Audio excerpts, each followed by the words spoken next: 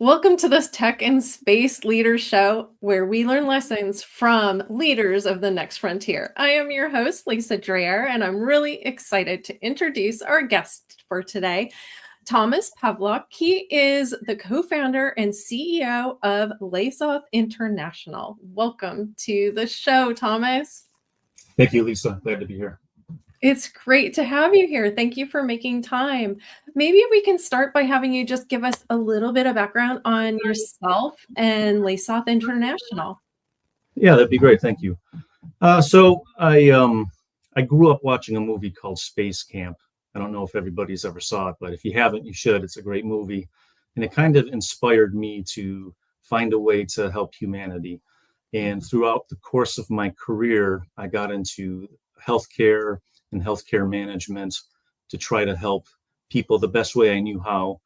And I ended up getting a business degree from Madai College. And I thought, what better way to help humanity than to step into the space launch game? And it's kind of where we're at today. So. Wow, really exciting. So tell me about what are some of the things that Lesath is looking to solve? Obviously, there are some missing pieces in the launch side of things. So what are those areas that Lesath is addressing? Lesath is looking to hit a reusability cadence unlike any other launch service provider. We want to offer a rapid launch of within 72 hours to deliver constellation satellites to low Earth orbit for the mid-size commercial satellite providers. By doing our reusability and rapid launch, we will effectively drive down the cost of launch to make sure that Lesath is extremely competitive. That's great. Okay, so how is what you're doing? How are you doing it differently to make it possible to have these very quick turnaround launches? Thank you. It's in our mission profile. So by the design of our engines and the fuel that we'll be using, essentially it's going to give us the best performance that we found against our competitors in the market. Got it. So what types of payloads will Lesath be able to support? So right now we're targeting 1,700 kilograms to LEO, about 1,500 kilograms to the ISS reference orbit, 1,100 to 1,200 kilograms to SSO PO, and approximately 150 kilograms to MEO. Great. Okay, so of course this begs the most important question, which is, when do you expect to begin launches? Launches we anticipate, and there's a lot of factors involved with that, and funding is a major contributor to that, but we'd like to do orbital testing within the next 5 years. We anticipate putting our test engine on a stand within the next few months, given the appropriate funding opportunity. Got it. Okay. So, what do you expect the growth to be in terms of human spaceflight over the next decade? We believe that human spaceflight, it's going to multiply tenfold probably within the next 5 to 10 years. Wow. So, what do you see as the biggest driving factors for that? Just like the Wild West, when we sprawled out in the gold rush, I mean, there's an endless frontier in space and a lot of resources and opportunity to expand humanity and to have a presence within our solar system. Right. So, when you think about the founding of Lesath, what were some of the main factors that went into the founding of the company?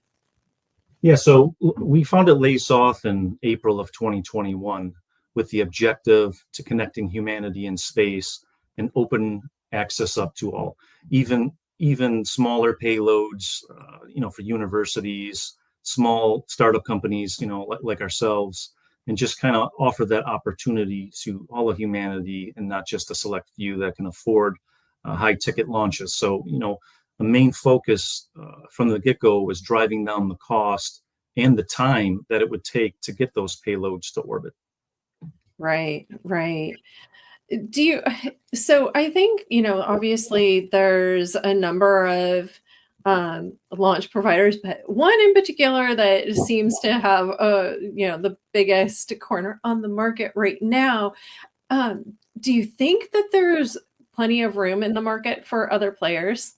Yes, we do. Actually, we find there's quite a gap because of some of the larger launch providers, and our business model and mission is targeted directly at that opportunity, and we feel that we're going to be a competitor even to the larger launch providers that are currently out there. I see. I see. And I can't remember, but where were you planning to do your launches? Do you have plans for exactly where the launches will take Yeah. off from? So we've been running a lot of our analysis and numbers off of Cape Canaveral. So we find that launching from the Cape is really specific to our mission, but there will be some other opportunities in other launch sites that for specific missions, opens up that for the company. Great, great. Okay, so how long has Lesath International been in development? We've been putting the company together since 2021 and effectively started the game plan for our requirements and kind of how that mission is going to look, right? So around early of 2022, we really started putting the effort in to also build the company, but to build our program and our product. Great, great. Okay. So, I mean, not really that long. So, if you were to start all over again, is there anything that you would do different knowing what you know now? Yes, actually, I think I would start it off differently by trying to come up with a few $100 million myself. It'd be nice to start off right out of the gate with that, but it's been very challenging, but also it's been a learning experience for myself and the whole team. And we're really excited to what we're going to bring to the industry. Right, right. Yeah. And so I think you've kind of alluded to a challenge that I think a lot of space companies tend to have, I mean, especially space startups, is that funding part of the equation and finding investors that understand the space industry and understand that the timescales maybe are a little bit different than an earth-based SaaS company, for example. How have you found working through that process? Being crystal clear of the expectations, with our investors, not making unrealistic timelines, and really trying to drive down the cost as much as possible to our investors and to the company as a whole.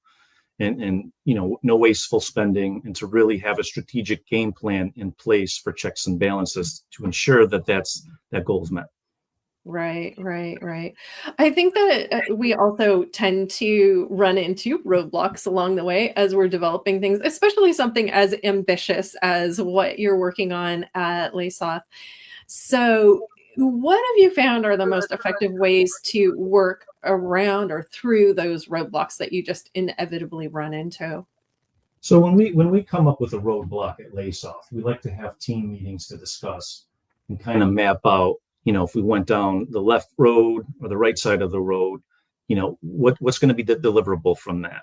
What's the best course of action to take? So we like to have a lot of discussion on what's the better solution. Yeah, yeah, absolutely. And then how do you, I guess, choose the path to go down? I mean, obviously you don't always know it's the right path until you get Right. down the path. So how do you choose? Well, I like to take the approach of what financially makes sense and what makes sense from a timeline aspect, and kind of map out what are the multiple results we can get from this. And that kind of dictates what path we go down, Yeah, the yeah, best option. absolutely. Okay, so I would love to end with one last question, and that is if you were to make one prediction about the future of space launch, what would it be? that humanity is going to have a fun time developing themselves within the solar system, from space hotels to manufacturing operations. It'll be really nice to see humanity spread itself out even further off of this planet. Yeah, absolutely. Okay, so if someone wanted to learn more about Lesath International, what should they do? You can check us out at lesathinternational.com. We have our LinkedIn page. You could look up any of our team members and reach out. We'd be love to answer any of the questions that you may have for us.